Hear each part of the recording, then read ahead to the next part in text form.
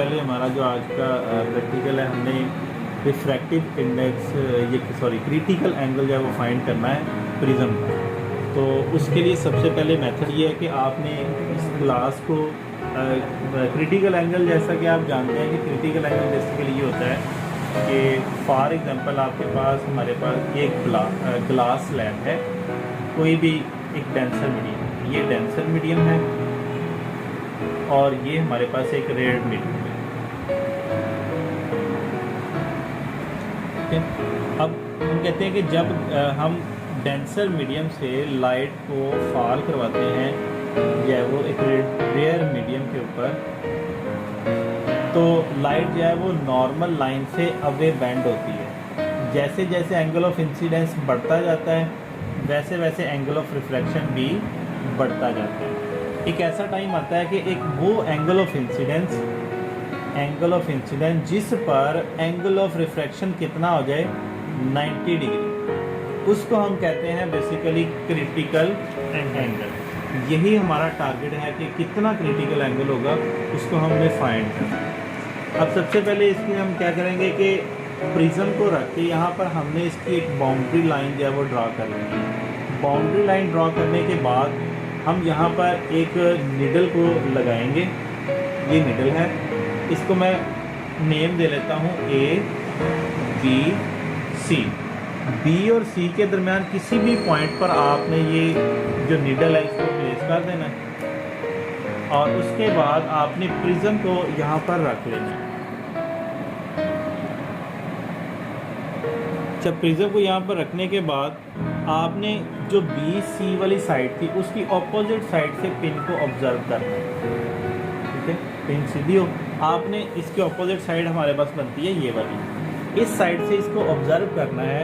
ये भी बन, हाँ जी, इस साइड से आप ऑब्जर्व करेंगे कि जहाँ पर आपको नीडल नज़र आ रही है ग्लास में से, आपने देखना कि इस बोर्ड को थोड़ा सा रोटेट करें। जैसे जैसे रोटेट करेंगे एक ऐसा टाइम आएगा कि सामने से जो नीडल है वो ब्लर होना शुरू हो जाएगी। तो जहाँ पर ब्लर होगी आपने वहाँ पर उसके आगे एक जो है वो पिन और लगा देनी इसी लाइन के, जहाँ पर बिल्कुल लाइट से आपको पिन नज़र आए। मीन्स एक सपोज यहाँ पर मुझे नज़र आ रही, मैंने यहाँ पर एक पिन लगा दी, एक और पिन आपने उसी लाइन के अंदर सामने जो वो लगा दी। बेसिकली ये जो पिन पहली प्लेस की उसका ये रिफ्लेक्शन आ रहा था, उसकी ये हमारे पास रिफ्रैक्शन आ रही है। ठीक हो गया, रिफ्रैक्शन, क्योंकि वो अब इस प्रिज्म को आपने हटा देना है। जहाँ जहाँ पर आपने पिन प्लेस की थी उसको आपने उतार कर उसकी जगह पर सर्कल पॉइंट लगा लेने। ये हमने लगा लिया, यहाँ से उतार कर यहाँ पर हमने एक पॉइंट सर्कल कर लिया, ये पॉइंट भी हमने सर्कल कर लिया। अब हम ये करेंगे कि यहाँ पर स्केल की मदद से हमने इन दोनों पॉइंट्स को आपस में मिला देना है।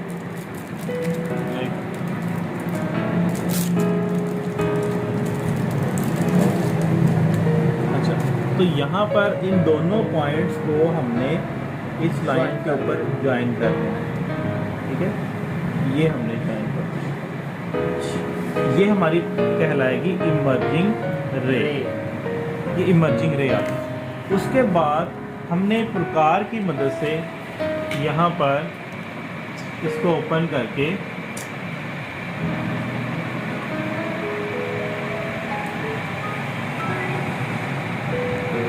प्रकार को ओपन करना है। हमने यहाँ पर इतना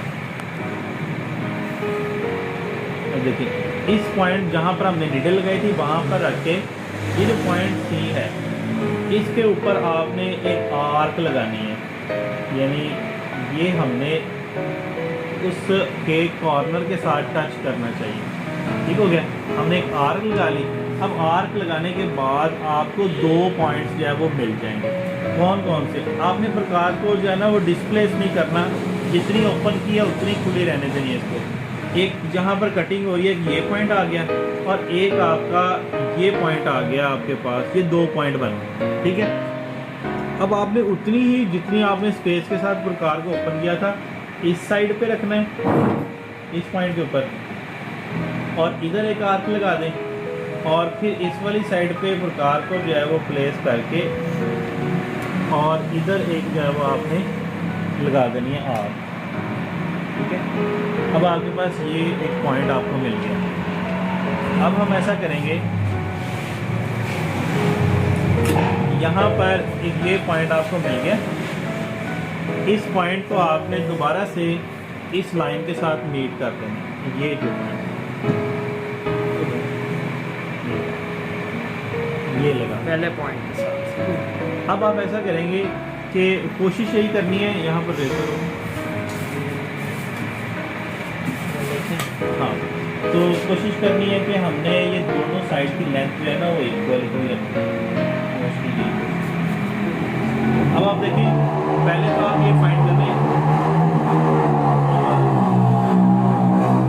बहुत ज़्यादा एक्यूरेसी के लिए ये होगा कि आपने यहाँ पर जो है ना चेक कर लेनी इसकी लेंथ, यानी इस पॉइंट से ये जो लाइन है, इस लाइन का डिस्टेंस कितना आ रहा है, 1.51 आ रहा है। देखो हाँ जी, 1.51 आ रहा है। तो इधर वाली साइड से भी हमारे पास जो डिस्टेंस है वो उतना ही होना चाहिए जितना उधर है। अगर नहीं है तो आप उसको इक्वल कर लेंगे, तो ये बहुत ज़रूरी चीज़ है। ओके, अब उसके बाद हमने यहाँ पर इस पॉइंट को, ये जो हमारे पास लाइन मिली है, इस पॉइंट को आप इसके साथ ज्वाइन कर लें। ये जो लाइन है इसको इसके साथ ज्वाइन कर दें और इस पॉइंट को आपने इस लाइन के साथ ज्वाइन कर दें। ये ज्वाइन करना क्यों है?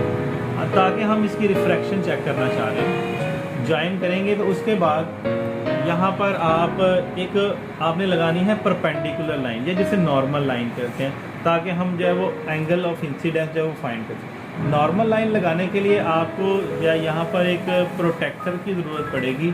तो प्रोटेक्टर की मदद से आप नॉर्मल लाइन लगाएंगे। आपने देखना है कि इसका जो पॉइंट है, ये जो सेंटर पॉइंट और इसकी जो ये हॉरिजॉन्टल लाइन है, ये इसके इस पॉइंट के ऊपर रखना है आपने, और हॉरिजॉन्टल लाइन नीचे वाली हॉरिजॉन्टल लाइन से मैच करनी चाहिए। अगले पॉइंट से ठीक है, साइड कर। हाँ बिल्कुल। जब मिल जाएगी तो आपने यहाँ पर 90 डिग्री पर एक जो है वो लाइन ड्रॉ कर देनी है। यहाँ पे ये 90 डिग्री आ गया।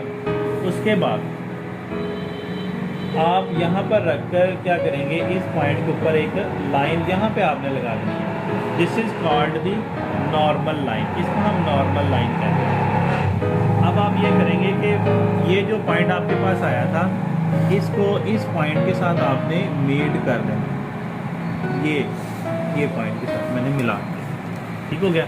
अब आप देखिए, ये आपकी इंसिडेंस रे आ गई, यहाँ से आई और ग्लास प्रिज्म कैच से टकरा कर यहाँ पर मुड़ गई।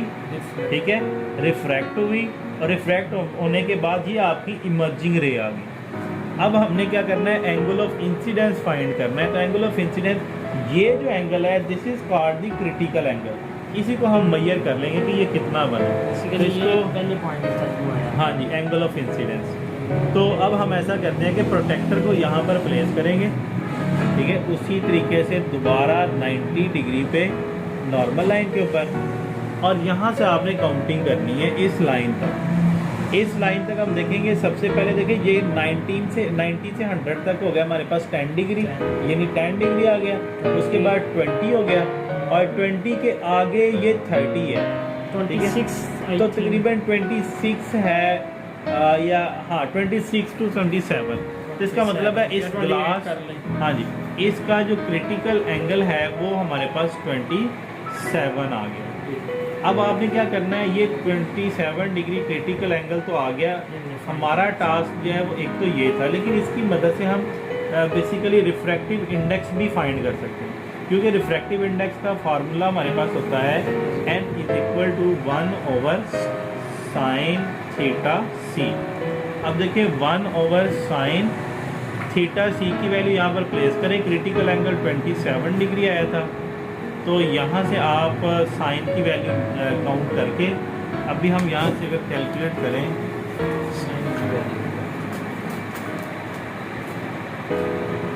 ये कैलकुलेटर,